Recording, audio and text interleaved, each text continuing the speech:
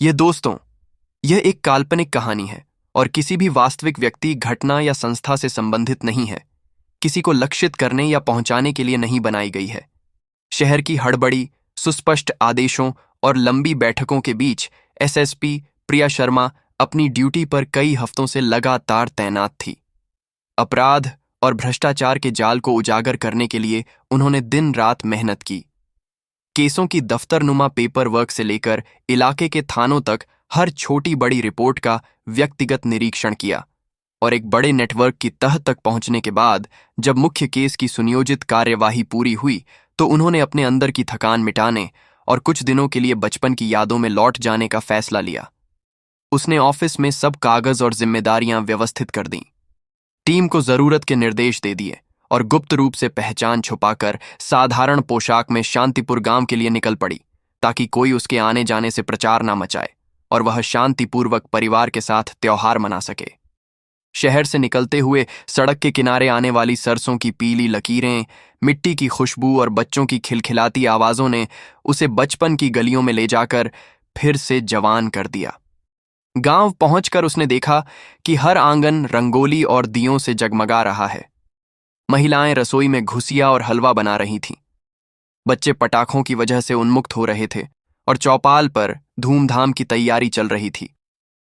प्रिया ने अपने अफसराने नाम को छिपाकर सादे कपड़े पहने, मां के हाथ का खाना खाया, पड़ोसियों से पुरानी बातें की और शाम को जब गांव में दिवाली की असली रौनक आई तो वह भी सबके साथ नाचने गाने, ढोलक की ताल पर कदम मिलाने और दियों की कतार में हाथ जोड़कर बैठने लगी।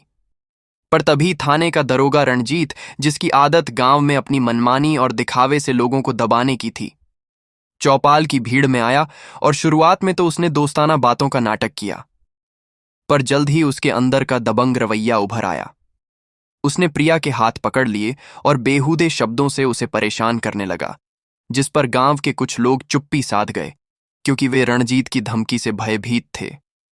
प्रिया ने उस समय आवेग में आकर कुछ नहीं कहा, बल्कि भीतर से अफसर और एक स्त्री दोनों के रूप में संयम रखा और चुपके से अपना फोन ऑन कर घटनास्थल की स्पष्ट रिकॉर्डिंग कर ली। साथ ही उसने कुछ भरोसेमंद ग्रामीणों से गुप्त बयानों का इंतजाम कराया ताकि बाद में कोई भी तथ्य मिटाया ना जा सके। उसने समझ लिया था कि अगर मामला भावनात्मक हो गया तो सत्ता अपना खेल दिखा देगी, इसलिए सबूतों का पक्का जाल बुनना जरूरी था।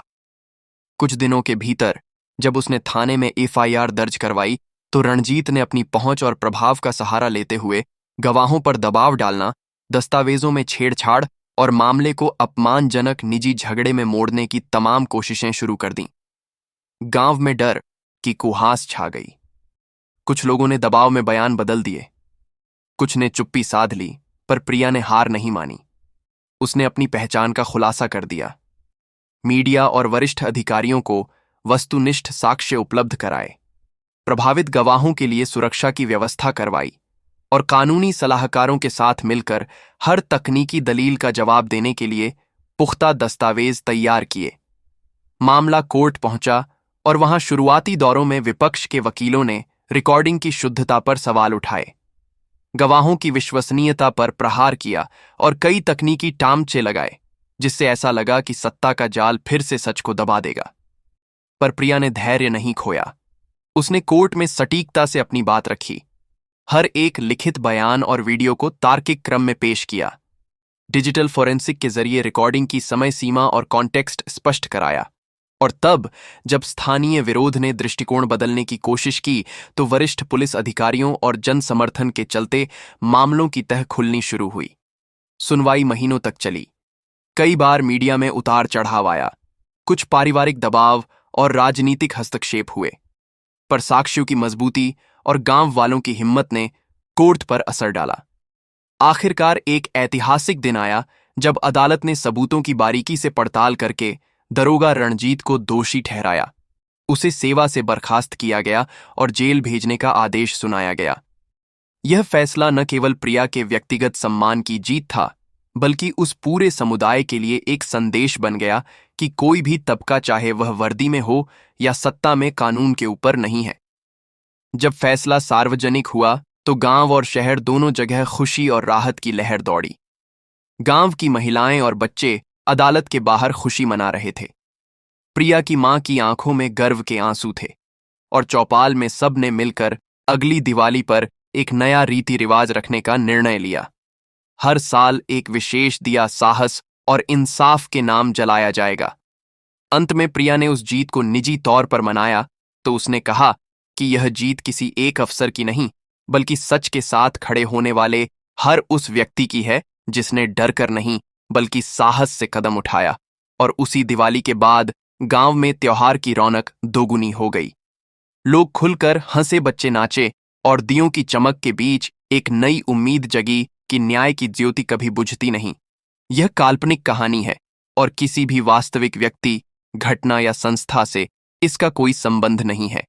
किसी को लक्षित करने या पहुंचाने के लिए नहीं बनाई गई है और उसके बाद जो हुआ वह गांव की तकदीर बदल देने वाला एक लंबा संघर्ष और फिर उसके फलस्वरूप उतरा हुआ उजाला था। अदालत के फैसले की गूंज के साथ ही प्रिया ने महसूस किया कि केवल एक आदमी को सजा दिए जाने से न तो घाव भरते हैं और न ही वर्षों से जमा हुए भय और असहायता के जख्म ठीक होते हैं। इसलिए उसने निर्णय लिया कि अब कार्य सिर्फ सज्जा तक सीमित नहीं रहेगा, बल्कि सारे सामाजिक तंत्र को मजबूत करना होगा ताकि भविष्य में कोई भी पीड़ित आवाज उठाने से डर ना सके। उसने सबसे पहले गांव में एक समर्पित विकास व आरक्षित केंद्र खोला, जहां पर प्रशासनिक और कानूनी सहायता के साथ साथ मनोवैज्ञानिक सहयोग, आर्थिक पुनर्निर्माण के कार्यक्रम और कौशल विकास के पाठ्यक्रम निःशुल्क मिलते थे। यह केंद्र केवल शिकायत दर्ज कराने का स्थान नहीं था, बल्कि वहां के वॉलंटियर्स और प्रशिक्षित सलाहकार पीड़ित महिलाओं और उनके परिवारों के साथ बैठकर उनकी रोजमर्रा की जिंदगी में छोटे छोटे परिवर्तन लाने लगे। कुछ महीनों में ही महिलाएं आर्थिक रूप से सशक्त होने लगीं। उन्होंने सिलाई, बुनाई और हस्तशिल्प के समूह बना लिए, जिनकी स्थानीय और शहरी बाजारों में मांग बनने लगी, और इन छोटे उद्योगों की कमाई से उन परिवारों का आत्मसम्मान लौटने लगा।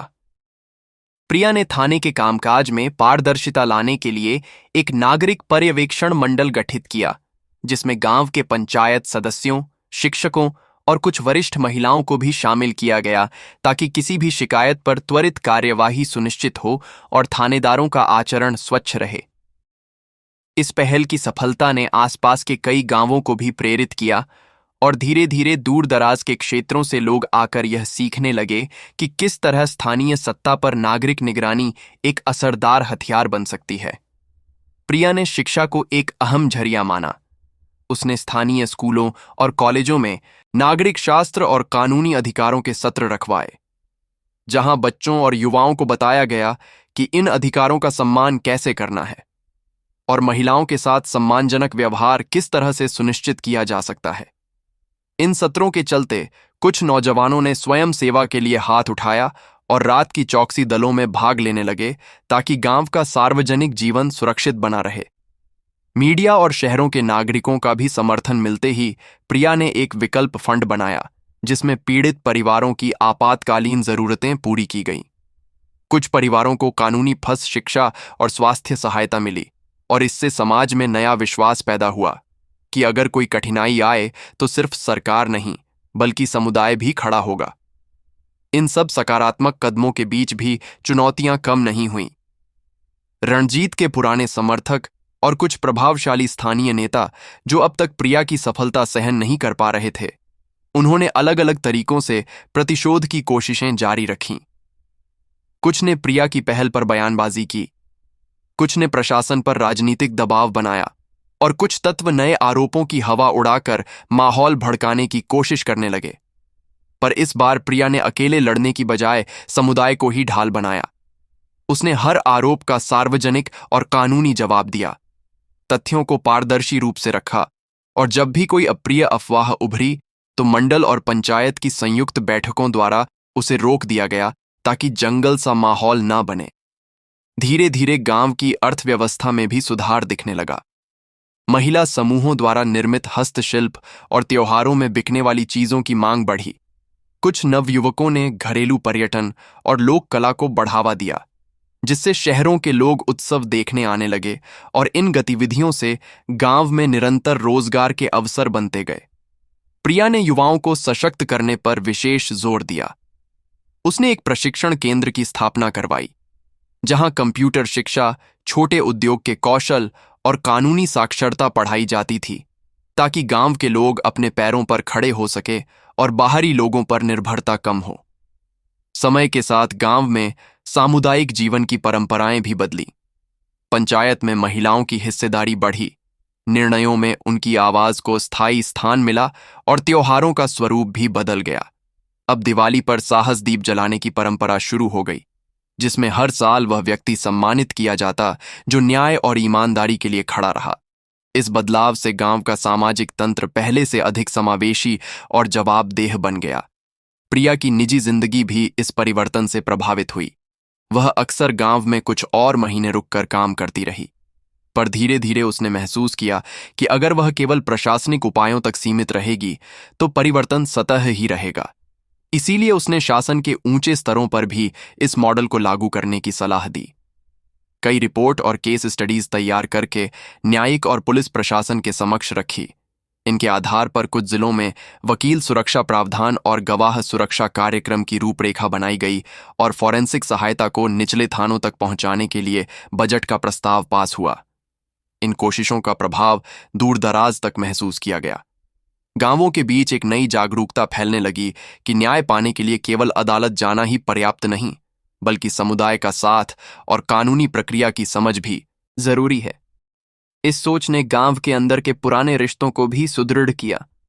लोग मिलकर समस्याओं के हल निकालने लगे और आपसी सहायता की भावना लौट आई। पर यह सब आसान नहीं था।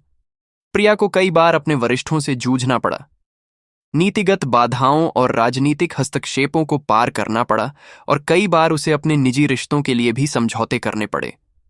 उसने यह सीखा कि बदलाव धीमा होता है और उसमें धीरज, रणनीति और समुदाय की भागीदारी तीनों की जरूरत होती है।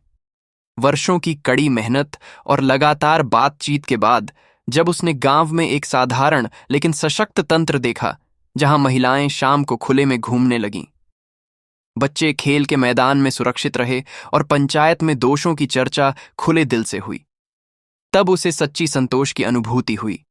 अंततः यह कहानी केवल एक केस की जीत नहीं रही।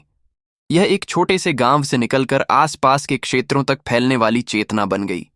एक चेतना जो कहती है कि बुराई चाहे कितनी भी गहरी क्यों ना हो, सत्य और सामूहिक प्रयास से उसे जड़ से उखाड़ा जा सकता है।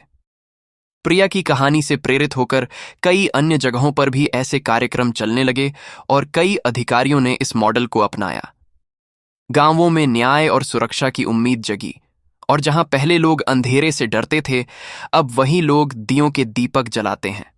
न केवल त्योहारों के लिए, बल्कि हर उस दिन के लिए जब किसी ने साहस दिखाया और अपने समुदाय को बेहतर